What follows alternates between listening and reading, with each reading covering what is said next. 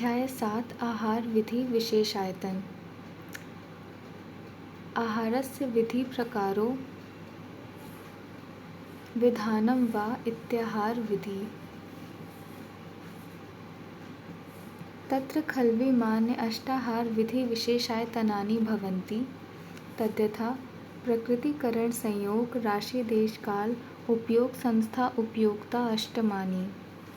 विधि विधान या प्रकार, विशेष हितकर या अहितकर, आयतन हेतु या कारण। यहाँ वर्णित आठ विधान आहार के हित या अहित होने के कारण को बताते हैं।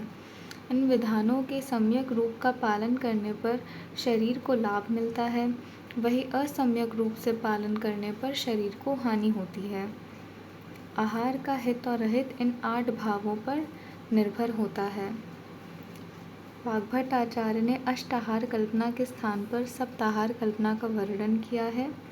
उन्होंने उपयोग संस्था और उपयोक्ता को एक मानकर सप्ताहार कल्पना कही है। पहला है प्रकृति। तत्र प्रकृति रुच्यते स्वभावोऽय। स्वभाव को ही प्रकृति कहते हैं, अर्थात स्वभाव से ही गुरु एवं लघु होना उस द्रव्य की प्रकृति कहलाता है। एग्जाम्पल के लिए गुरु गुण आहार है मांस, दुग्ध, इक्षु, व्रीहिधान्य, अनुद्देश्य प्राणियों का मांस। और लघु गुण के आहार है मुदक, रक्तशाली, षष्टिकशाली, जांगल मांस और लाव और एवं एड़ का मांस। दूसरा है करण। करणम पुनः स्वाभाविकानां द्रव्याणां भी संस्कारः। संस्कारो ही गुणांतर्धानम उच्यते। अर्थात स्वाभाविक द्रव्यों में अन्य गुणों के आधान के लिए अभिसंस्कार करना ही करण है। संस्कार कर्म से द्रव्यों में अन्य गुणों का आधान होता है। गुणों के आधान करने के साधन जल सन्निकर्ष, शौच, अग्नि सन्निकर्ष, मंथन, देश, काल, वासना, भावना और काल प्रकर्ष। पहले आते हैं जल सन्निकर्ष पे। कठिन व खर गुण वाले द्रव्यों का जल संयोग से मृदु तत्व और मसृण बनता है। पंचविध कषाय कल्पनाओं में बताया गया स्वरस, हेम, फांट, कषाय आदि में केवल संयोग से शीत आदि गुणों में परिवर्तन होता है। दूसरा है अग्नि सन्निकर्ष।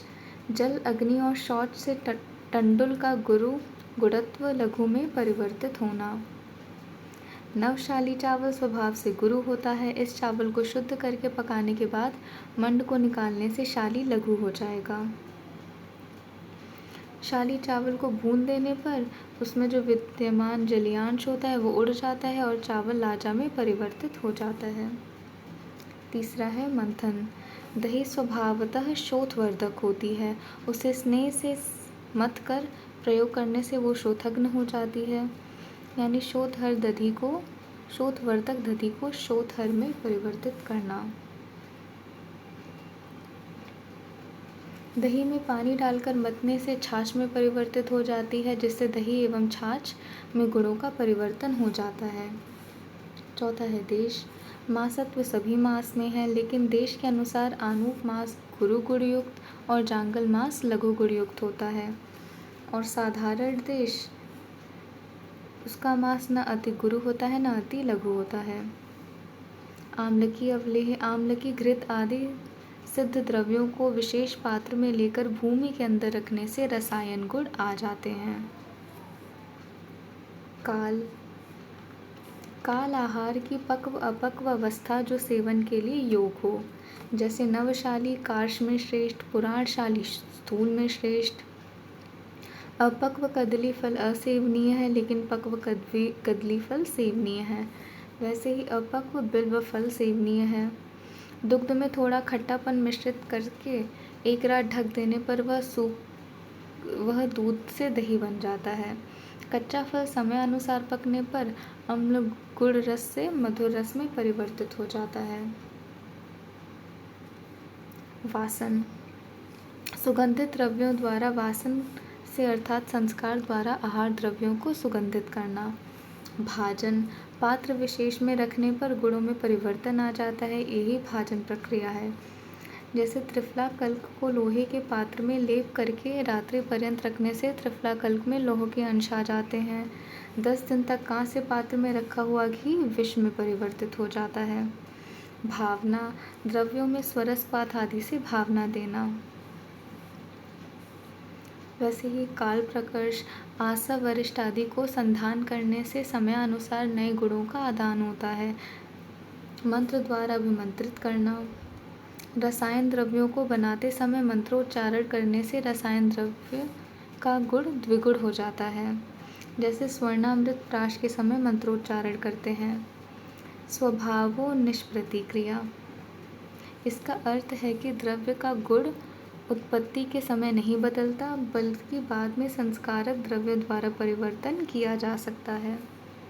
इसका अर्थ क्या है कि गुण एवं द्रव्य का नित्य संबंध है। द्रव्य का नाश नहीं होता, परंतु परिवर्तन होने से गुणों में अंतर्धान हो जाता है।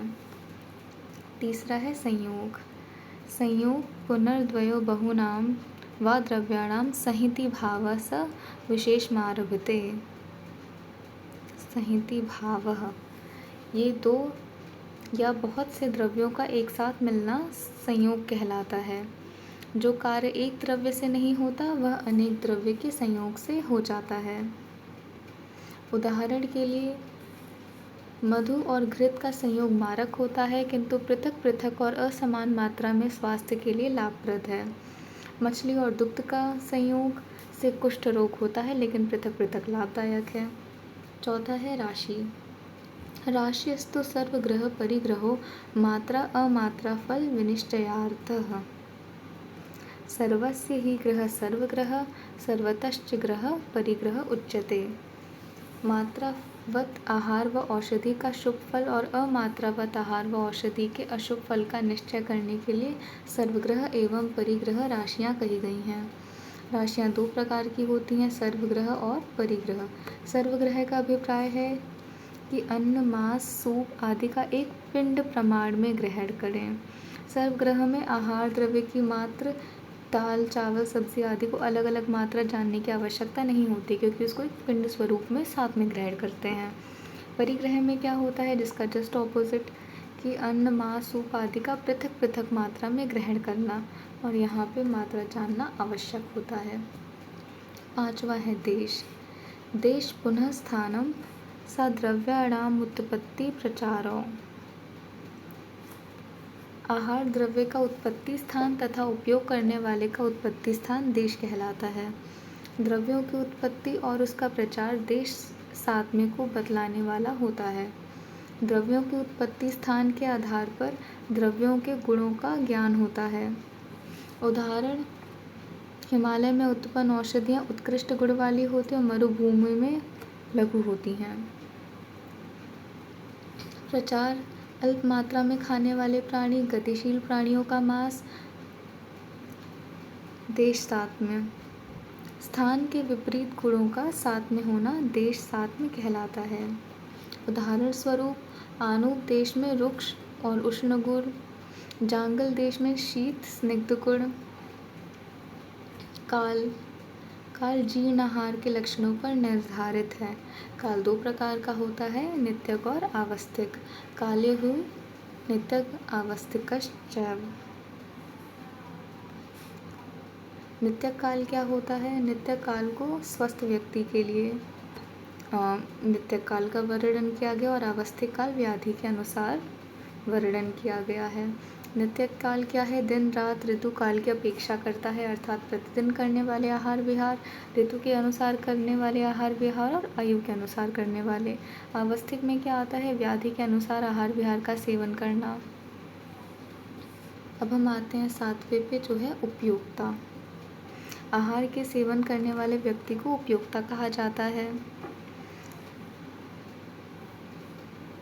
अभ्यास सात्म्य को ही ओक सात्म्य का नाम दिया गया है। जो व्यक्ति आहार का सेवन करता है वही उपयोक्ता है। आठवां है उपयोग संस्था। उपयोग संस्था तो उपयोग नियमः सजीर्ण लक्षणापेक्षः। उपयोग संस्था क्या है? Rules of food consumption. आहार उपयोग करने के नियमों को उपयोग संस्था कहा जाता है। यह आहार के जीर्ण होने के लक्षणों की अपेक्षा रखता है।